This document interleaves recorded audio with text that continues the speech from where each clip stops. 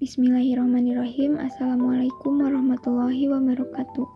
Sebelumnya izin memperkenalkan diri, nama saya Tasya Dewi dari kelas 1E dengan NIM 12150202212. Akan memenuhi tugas UTS Bahasa Inggris dengan membahas ulang materi yang saya dapatkan dari Miss Khomisah. Untuk materi pertama ada introduction. Introduction artinya perkenalan atau ungkapan memperkenalkan diri, memperkenalkan orang lain bisa jadi kepada orang yang kita ajak bicara yang berguna untuk membangun komunikasi pada saat kita berhadapan dengan situasi baru dan orang baru. Di dalam introduction atau perkenalan, kita bisa mendapat informasi pribadi mengenai nama, hobinya, pendidikannya, pekerjaannya, kegiatan sehari-harinya, dan info pribadi lainnya. Nah, dalam materi ini kita berkaitan dengan kata sapaan atau greeting, memperkenalkan diri sendiri dan orang lain, penggunaan kata ganti atau pronoun, kata kerja to be, serta penggunaan kata tanya dengan simple present tense. Nah, dalam sapaan atau greeting kita ada dua jenis, yaitu formal greeting dan informal greeting. Nah, formal greeting digunakan untuk situasi formal dan informal greeting digunakan dalam situasi santai. Contoh untuk formal greeting yaitu seperti kalimat good morning, afternoon, evening, how do you do, how are you doing, bisa.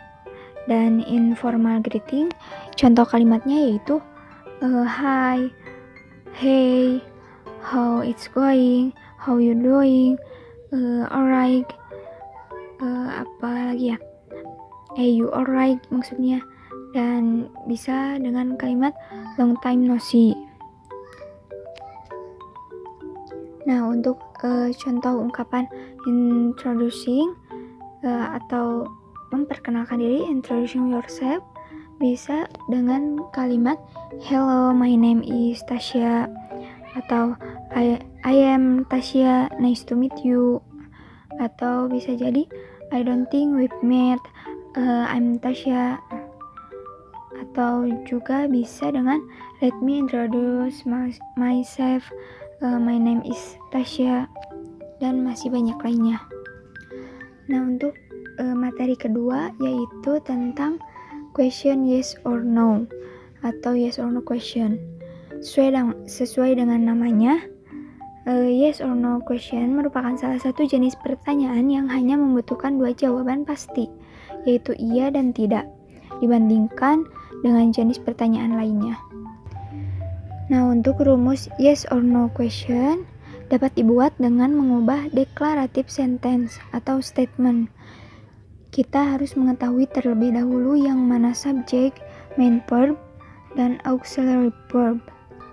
Dengan auxiliary verb, salah satu format yes or no question menggunakan auxiliary verb-nya yaitu be atau do atau have plus subject plus main verb. Yang kedua, modal verb plus subject plus main verb. Nah, bagaimana contoh kalimatnya? Yaitu is he working very hard? Yang artinya apakah dia bekerja terlalu keras? Dan should I open the door? Apakah sebaiknya saya membuka pintu? Nah, itu kalimatnya, contohnya. Dan untuk ketika tidak ada auxiliary verb dalam bentuk be, have, atau modal verb dalam kalimat tersebut, nah bisa juga digunakan do atau does, atau juga did. Contohnya adalah do you usually go to work? Apakah kamu selalu berjalan ke kantor? Atau did you like rock music? Apakah kamu suka musik? Nah, seperti itu ya. Nah, untuk yang materi ketiga ada question word. Apa sih itu question word? Question word adalah kata yang digunakan untuk menanyakan waktu, tempat, orang, benda, alasan, cara, dan lain-lain. Nah, English question word berupa berbagai WH word, yaitu kata yang diawali oleh WH, yaitu what, where, when, why, which, who, atau kata yang mengandung huruf W dan H, yaitu how. Fungsi dan contoh kalimat question word-nya ada kata what yang artinya apa tadi, digunakan untuk menanyakan benda atau hal. Contoh kalimatnya, what do you want from me? Apa yang kamu inginkan dari saya? Yang kedua ada where, artinya di mana, digunakan untuk menanyakan tempat atau place. Contoh kalimatnya, where does he live? Di mana dia tinggal? Kemudian ada kata when, artinya kapan, digunakan untuk menanyakan waktu.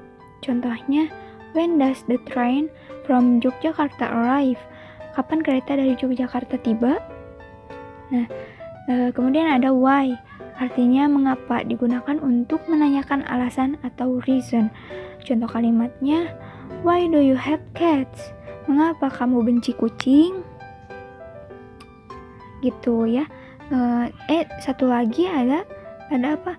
How. Kata how artinya bagaimana, untuk digunakan untuk menanyakan cara atau manner. Question word ini juga dapat dikombinasikan dengan berbagai huruf menjadi how often, seberapa sering, how far, berapa jauh, how much, berapa banyak, how long, berapa lama. Contoh kalimatnya yaitu how did you meet your soulmate? Bagaimana kamu bertemu belahan jiwamu? Dan how far is moon from earth? Berapa jauh bulan dari bumi? Atau how much do we need? Berapa banyak yang kita butuhkan? Nah, seperti itu untuk question word. Lalu untuk materi keempat tentang preposition of place, yaitu kata depan bahasa Inggris yang digunakan untuk menunjukkan tempat atau posisi.